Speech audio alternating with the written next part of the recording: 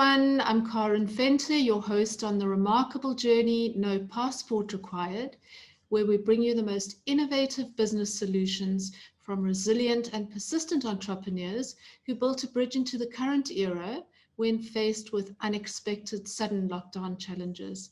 Each episode is an interview with a new business owner who will be sharing what they did to successfully navigate their journey through this time, and how they overcame the individual hurdles which they faced.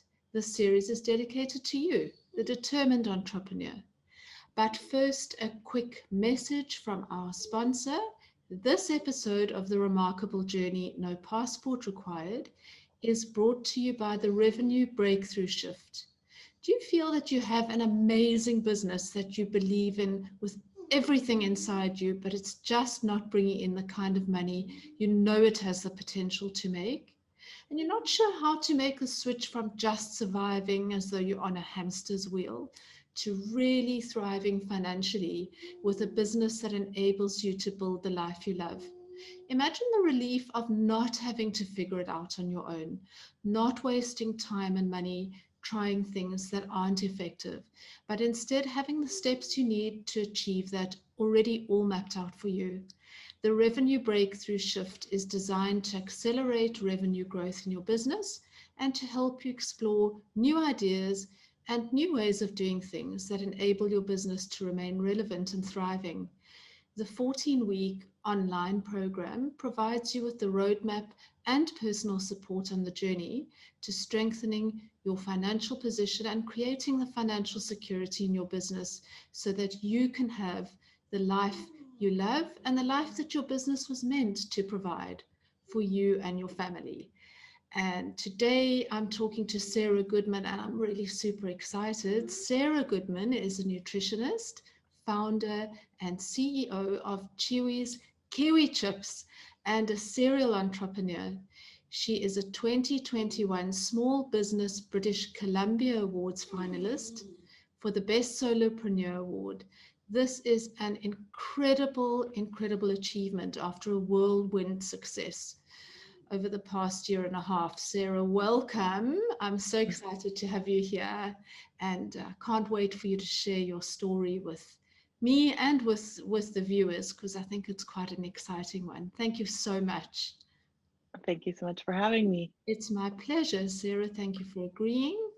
Um, and the first thing, of course, that I'd like to ask you is to just give us an intro into how this innovative, healthy, and all natural product of yours was born. Like, where did the inspiration come from, and how did the birth happen?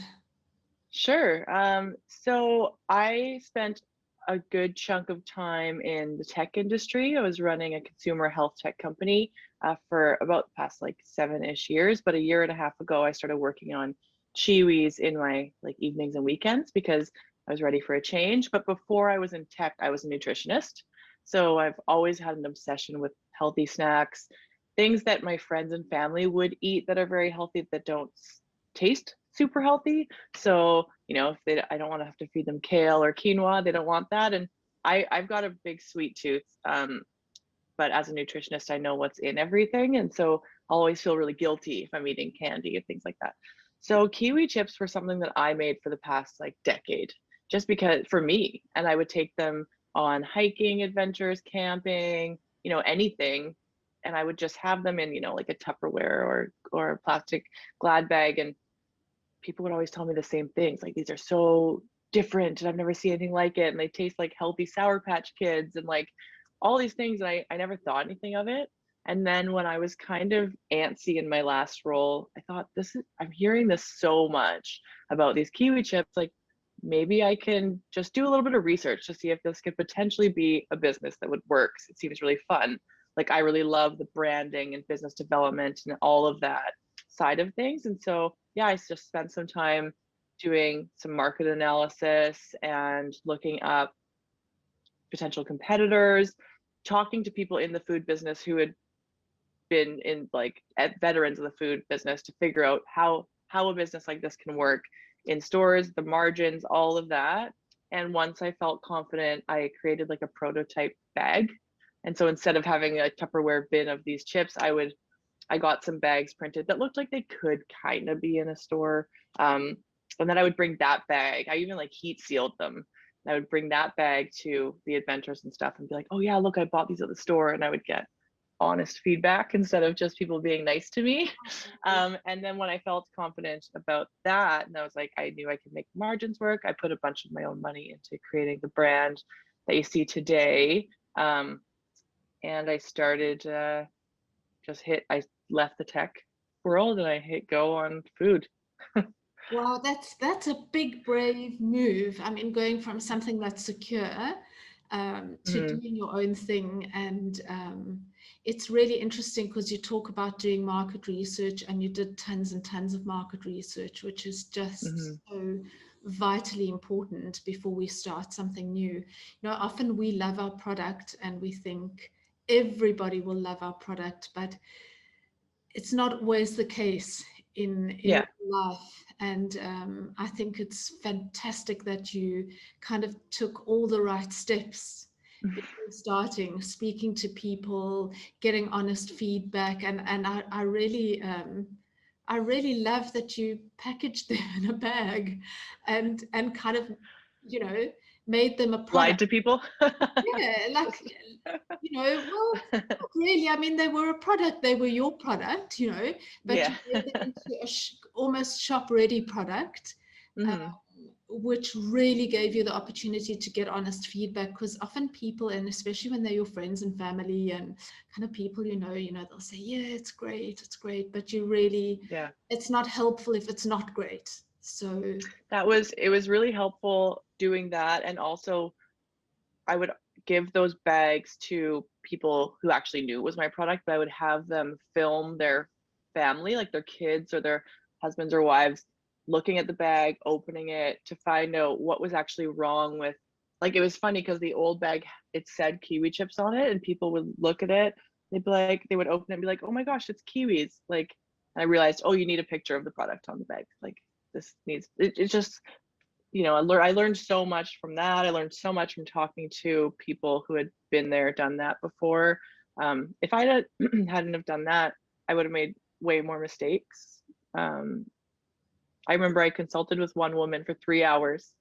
I paid her to do that, and I came with like a Google document, just like full of questions. She was just like, "Holy moly!" And I learned so much about.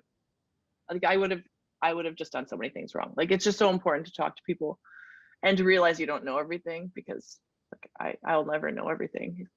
Everyone always needs help, right? yeah, thanks for that, Sarah, because I think very often people feel like they know, you know, they know everything. They're starting out and they know everything about their product and, you know, the market, etc. But we never know everything. We've got to always be speaking to people. So what a joy it is to hear that somebody started this and they kind of took the right steps. And that's probably what's really helped you to uh, become the success that you've become, and to be, you know, nominated for your award, which we're still going to talk about. And yeah, it's amazing. And I mean, your business is not old. It's a pretty new business. You started in Mhm. January 2021. Is that um correct? well, January 2020 Sorry, I 2020. start Yeah. yeah, I started manufacturing out of a facility here in Squamish, British Columbia. And I was lucky enough to come on, like I had a distributor right off the hop. And I even said to them, I said, like, let's start slow, because we're just starting to manufacture, there's going to be issues. And then our first account was Whole Foods, which is just a huge, huge market here, very high end. So things started going pretty quickly. And like within months, COVID happened. And Yeah. yeah. Yeah. And Sarah, I'm going to get to COVID because that's an important part of our discussion. Hmm. Um, I want to ask you though, it's interesting because you're saying Whole Foods is, you know, it's big. And how did you manage to right off the bat kind of get into such a big store or such a big chain? Um, well, so usually when you start off with the food business, you don't have a distributor right away. Usually, like when I was consulting with people, I learned that as a new business, you have to kind of prove yourself. So you are supposed to get yourself into like 50 to 100 stores, and then a distributor will then say like, "Oh, you've proven yourself. Now we can take you on." In my research and everything, I had done some courses, and I did a course that was basically how to get your product on retail shelves. And there was a distributor, the president of a distribution company, who was speaking at that course. And he said his email after. So I emailed him right away and I said, "Hey, like, I know how this goes. This is my story. This is the bag. This is the product. Like, I know, like, I'll go get myself into this many stores, but is it cool if I reach out to you after?" And he kind of came back and he's like, "It's pretty evident that you were in tech and marketing. Like, this is just like really cool. Never seen anything like it. We'll take you on right away." Which is really not the norm. So with that, I had a distributor who would warehouse and ship out all the product. And I had a sales broker who had the relationships with the stores. So right then I had kind of a sales team externally working with me. So that was them. But it's like they were presenting this product to a big store and it was a new kind of product. So they didn't have anything like it. So they wanted it in their stores. What an incredible story. Wow, Sarah. Also all about networking and not being afraid to reach out to people. Oh yeah, you have to take risks. Yeah, you really Like, have to, you have to look at taking risks when you're starting out and when you're in business. In general, it's not a risk-free environment, and you can't be afraid to approach people. You just can't be afraid of no. yeah. You have to be able to hear no, because the chances are you might hear yes, like you did, and it's an Mm. amazing story. Wow. So, I definitely didn't go into it thinking they were gonna do that. I was just trying to make a conversation and like, "Hey, now you know who I am. I will reach out to you later." But yeah, it worked out. So so absolutely wonderful. Right place, right time, and doing the right mm. things. It's not just right place and right time. It's all about you as an entrepreneur and how you did things. That's really incredible. Well, I think there's a big portion of luck there too. I don't know. Um, I was just lucky. I think that there may be a bit of luck. Sometimes there's a little bit of luck involved, but it's mostly around what we do. If you're too scared to reach out, nothing's going to happen. You're just going to stay in the same place. So really amazing. Good on you. Sarah, so yes, then we got to, as you say, COVID around March, April. I guess each country had a different shutdown Mm-hmm. time, and I guess it was generally around April or so. Mm-hmm. And so you'd been kind of around for about 4 months, and suddenly, and in the retail industry, which was the hardest hit. So how did you manage that whole transition? So I think like we had moved into the facility in January. We had probably started sending out orders in February. And I had bought like very expensive equipment. I had hired a couple of people and I was having a lot of trouble keeping up with the manufacturing, creating a consistent product. Like even though these were commercial machines and they were very expensive, there were still like so many issues. Um, then COVID came around and there were some rules about having people working in close vicinities.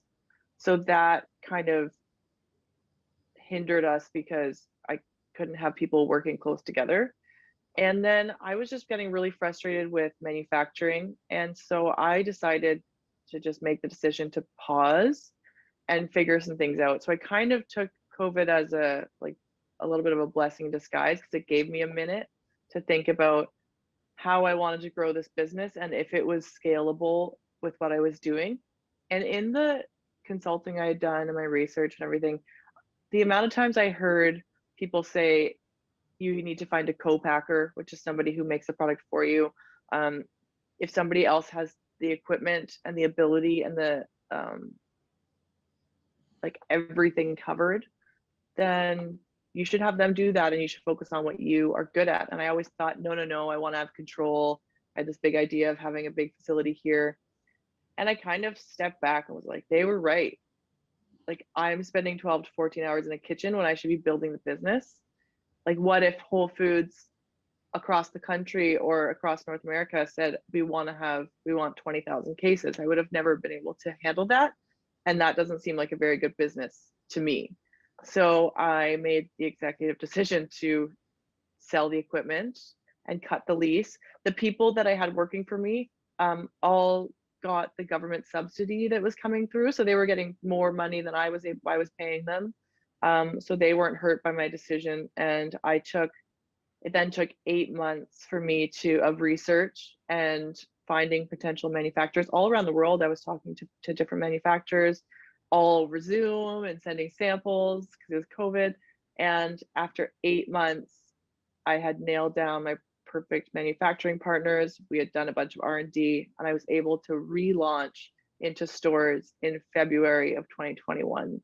So it was like a year, well, just under a year kind of to figure that all, well, not, just under a year to figure all that out and relaunch to stores with a new model and the ability to scale quickly.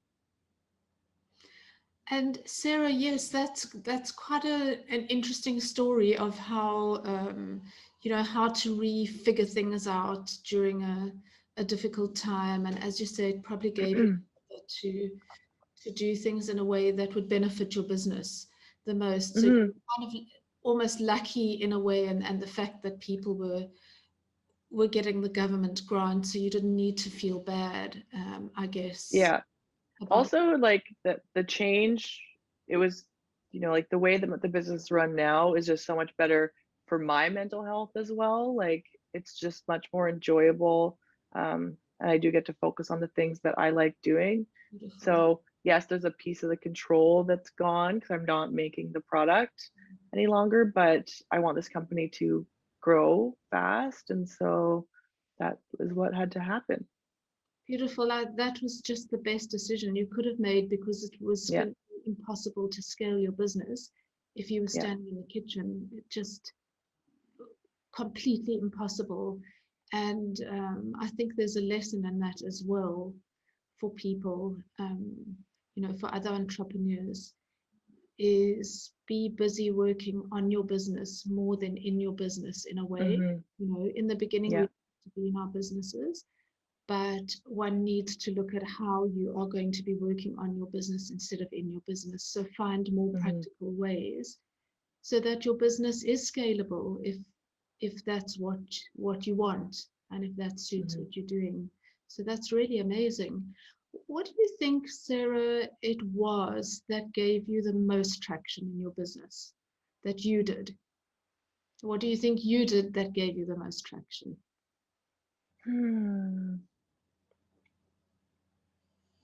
I don't know, honestly. It's been a lot of word of mouth, and we're pretty active on social media, and these there's been a few different awards that have come along that somehow we've been nominated for, like haven't applied for them, but that's really helped. Like we had an article out about the story about Chiwis overcoming COVID, and basically just what I told you, written in a local online news source, and that was really, really great. But it's been kind of naturally growing, and then the stores are continuously just coming on because I've got a sales team that is speaking to stores, and we're growing the store list kind of slowly across the country.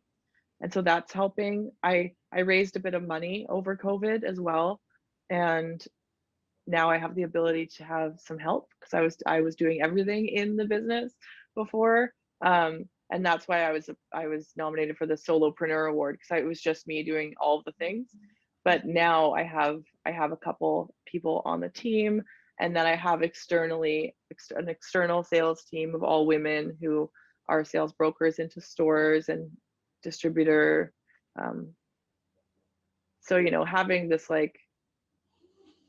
support system in and around the business and also just like advisors that I can go to and who have really like done this before with successful businesses, going to them and being able to ask them what they think about certain things and then be able to kind of reposition if necessary. And then just like having an amazing friend and family support system to be able to,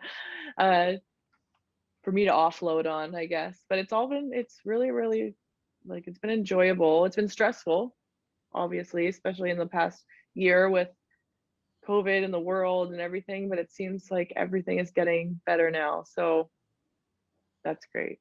And Sarah, really well done on such an amazing success and all the awards that you've been nominated for. I mean, it's really pretty unheard of in such a short space of time, you know, to hear of somebody being nominated so many times. And I think there's so many things from what you've said that you've just done right, for lack of a better word, done right, yes. In, in Thank terms you. of decision making and growing your business, and really that's where success comes from. I know that there are sometimes, you know, we have good fortune sometimes, but it's mostly what we do that either creates success or doesn't create success. So you can give yourself a really massive pat on the back. Um, Thanks. I'm just very upset that I can't get my hands on any of your Chiwis. Oh, you can. They can be, we ship out, like we can ship out all over the world just on it has to be below a certain dollar amount, but soon. But we do have a website where we ship product out to people. So Okay, I'd be awesome happy to to know. send you some. Okay, awesome. Absolutely awesome to know. So that's great for everyone to know as well as me, because a bag of chips doesn't last very long with me, and it's not the healthiest thing in the world. So it would be very nice to have a wonderful, healthy alternative. And like you, I have a sweet tooth, so yum as well. Yeah, they're great. And like, so these are the two, I'll show you. We have two flavors right now, but we're doing a bunch of research to have more coming out with different fruits. And it's all natural chips all the time. But yeah, these are the two flavors. There's one that has pineapple, coconut, and kiwi chips, and this one's just kiwi chips. They're like full of fiber. The kiwi is a super fruit that just isn't used in the snack aisle, and it should be. It's just like full of vitamins. Like one of those bags has 2 servings in it, and in each serving there's more vitamin C than 3 oranges, more potassium than 2 bananas, and folate, and so much fiber, antioxidants, and it's just a natural fruit chip. And we keep the skin on them because that's where a lot of the nutrients live, and it tastes great. Absolutely fantastic, especially for people who are kind of busy on the run. I mean, there are many different people, or someone like me who I don't have a massive appetite actually. So it would be great to get some nutrition from a snack like that. Like I Yeah. prefer eating small amounts or snacking to having big meals. It's just the way I've always been. It's just part of my makeup. And I can imagine that would fit in very well. So awesome. And Sarah, over this last period, you know, since January 2020, or maybe even before, because you were learning and you were researching, etc., beforehand, any big pitfalls or anything that you really learned, like any mistake that you may have made that you learned a big lesson from? Well, I didn't listen to people about it finding a co-packer off the just right away. So I definitely lost money. Like I ended up reselling the equipment, but you know, I had a lease for months. That was expensive. I had very expensive equipment that I sold at a loss. Um, you know, I put a lot of my own money into it, but I don't, you know, that was a learning experience and it got Chiwis to where we are now. Um, I don't know. I feel like my experience in like this isn't it's my 4th company. Like my experience building companies, I've just learned so much over the other businesses that made building this a lot more enjoyable. I had made tons of mistakes along the way in the past, however long I've been going, and it all kind of like built up to doing this hopefully well. Like every single job I've ever had has like given me something to make this better. Yeah, just like laid the foundation for Yeah. business basically. Hmm. And I think again there's something to take out of that for viewers who are also in business is take your lessons and learn from them. Don't dwell on them. Don't sit in them Hmm. and feel bad and reprimand yourself. We can be very hard on ourselves sometimes. Hmm. And do that. It's not worth it. It's a waste of time. Just take it as a lesson and build on that. Learn something and build on it and grow. And that's Yeah. really fabulous that you see it that way, because it's impossible to go into business and not make any mistakes. Yeah. It's just impossible. And the world is changing constantly. Okay, over the last year and a half, we've had probably the fastest changes we've ever had. But Hmm. even under normal circumstances, the world is constantly changing, so learn from your mistakes and learn from others. That you said that you've spoken to people Oh is yeah. is Constantly. yeah, I mean, because things are constantly changing, it's not a one-off experience, Hmm. talking to people. It's a constant thing. Yeah. And Sarah, incidentally, what were the other businesses that you had before? Very different, not in the nutrition. Yeah. Well, one was a nutrition business where I consulted, I did talks, I went to people's homes and helped them even like grocery shop, things like that. But yeah, lots of nutritional consulting. Before that, I'd actually gone to school and I left university and I started a company in the music industry. And so I worked with independent musicians in Canada, did like management, tour publicity, radio publicity, that kind of stuff. And then the last business was the tech company, which is still alive and well. I'm on the board of that company and I help them when I can. Um, and that I basically did everything front facing. Like we had a device and an app that would go on a phone or tablet, and I did everything in that company other than code the app. So I had two other co-founders who are still working on that. Yeah, and then Chiwis. Incredible. And that just shows you, Sarah, that business principles are business principles. Whatever type of business, you obviously have different types of business. You're now in manufacturing, where before you were in consulting and doing different things. But business principles are business principles. The same behavior creates success. No matter what kind of business it is, the same principles apply to all business. Really do research, etc., all the things we've talked about. So yeah, I really love that you've got quite a diverse kind of background, and now you've come into the thing that you really love, and I think this is your thing now. it really it really seems I like. also bartended along all of that at night, making most of that at night to make things work financially. So even just learning how to handle people and communicate, even that helped. Like, you Awesome. know. It's massive. It's not a Mhm. small thing. You can be the most amazing person in business decisions and strategy, etc. And if you don't know how to deal with people and you need to, that can be a big pitfall. So Mhm. that's really amazing. So it's amazing how it all just came together, it like fitted together. It sounds like all the pieces of the puzzle came together. And when the puzzle was all together, Chiwis was born. That's how it kind of sounds. The picture that you're painting for me kind of sounds like that. Um, a short time, since January 2020 to now, but what do you think is your proudest moment in that space of time? Well, I think that like, because I want to grow this company quickly. And I didn't want to have to hire a big team, but I wanted to have the support.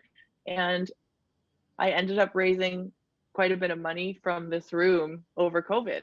Wow. So pitching to investors, some who I've never met before, some like a couple who I had, and ended up raising a good round to be able to grow this. And I've raised money in the past in tech, especially. It was very, very hard, especially as like a young-ish woman. It sucked. Very negative experience. This was totally different. I'm like very proud to have raised a seed round from this room, Really well done. without being face to face at all, and having people really believe in the product that way. And now I'm just really excited to grow the brand. It's really something special when you believe in your product so much that others also believe in the product. Mm-hmm. This is such an crucial part of business, is that we have to be self-confident, confident in ourselves, but also confident in what we're doing, because it really shows up when we talk to others. If you're not confident in what you're doing, you wouldn't have managed to raise the seed capital that you needed from the room where you're sitting. So amazing things have happened in that room by the sounds of things. Really. Yeah. Well done, Sarah. And any advice that you could give other entrepreneurs right now and say to them, start doing this like immediately, today or tomorrow, do this? Is there anything you can think of? I say this a lot, whenever anyone asks me this, but I honestly think that finding people that have been in your shoes before, who like reach out to people. Usually cold intros or cold emails aren't a good idea. Find someone who you know mutually and reach out to people who you think could help you out and chat with them. And if you guys vibe, like, you have to be able to like get along. Just learn from them. If you can bring someone on as an advisor and provide them a tiny bit of equity, like that will show them that they have a worth, instead of just asking someone to pick their brain, which is like a super annoying thing to say to people. Just, find someone who you really, really want to learn from, and be really humble, because like everyone makes mistakes, and like that's talking to all of these people had helped like immensely in the beginning phases. Now, and if they really think that you're great, they will continue spreading the word about you. Like that's how my seed round got full. I didn't know a lot of these people. Someone would get really interested, and then they would introduce me to someone else. And having someone who's a friend of an advisor, an investor, saying like, you got to talk to this person, is gold. So yeah, take your time and find the people in your industry that you think are doing a super good job. They don't have to be like famous or highly successful. It could be just someone who's done it for a few years longer than you, who would have some great advice. Yeah, I've done that in every company that I've had. I've talked to people who can help, not tell me what to do, but kind of guide you in the right direction, so you don't make as many mistakes. Sure, they can almost mentor you in a way. Maybe not on a permanent basis, but yeah, I think just consult. You could consult. Like that woman who I said, I spent 3 hours with, I paid her for the time because she helped me so much. So you could pay people, you can give them some equity. If they're nice, they might have like a first coffee chat or Zoom with you. But if you really, really want their help, ask for it and give something back. In other words, talk to people, and talk to people more. Network. And do your research. Do your research. And if it's a food business, a lot of people, like you said, are just like in love with their product. And they're like, okay, well, this is how much it's going to cost. I'm not going to change anything about it. Doesn't matter. Like, this is the best. Don't learn about different margins that you need to be able to give people, because everyone's going to take a cut. Where's the broker margin, the distributor margin, and the retailer margin?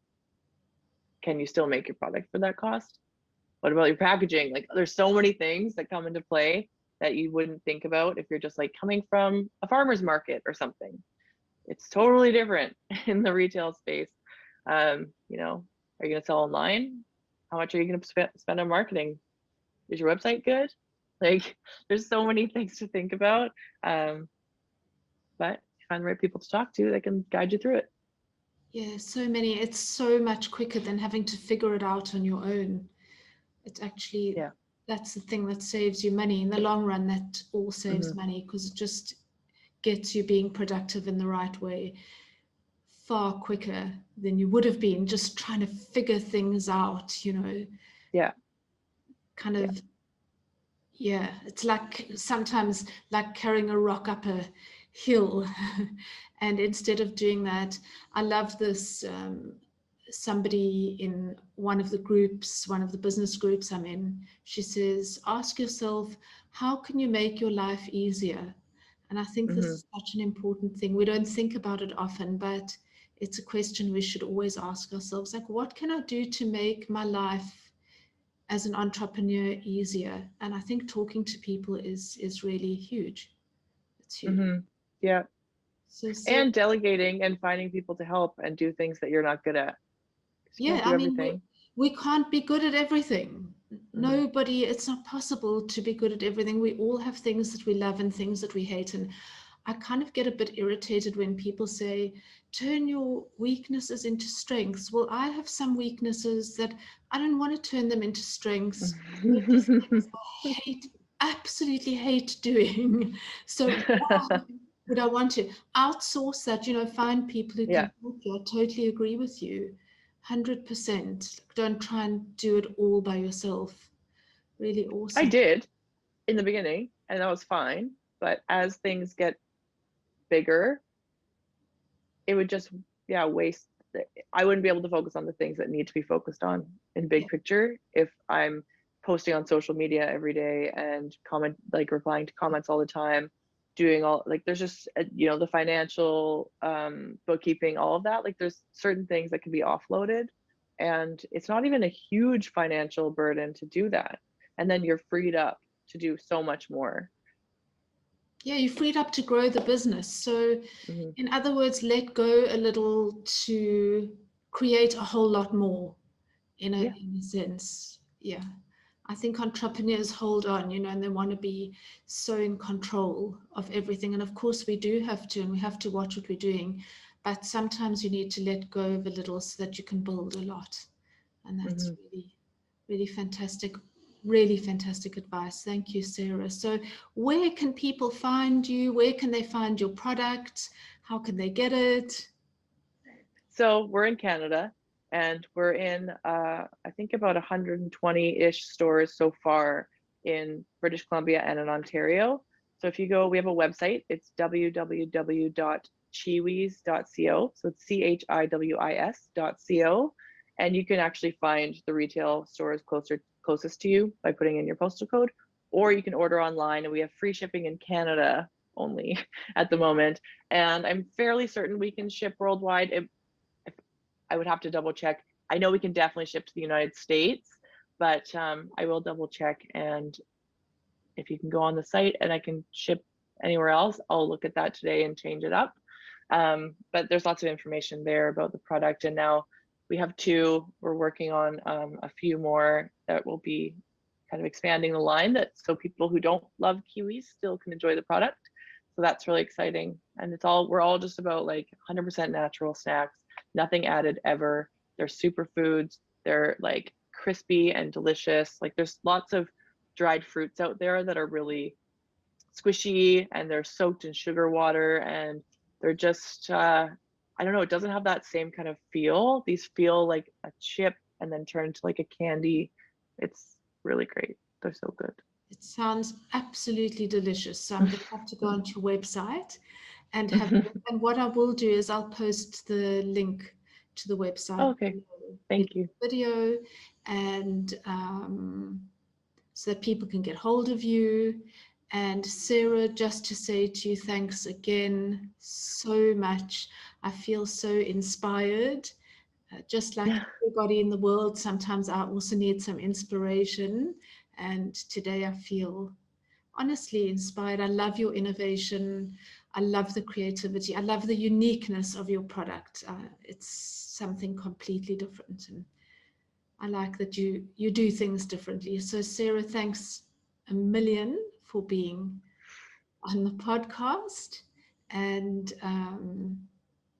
I'll post all your details below. Great. Thank you so much for having me. It was so good to talk to you. My pleasure.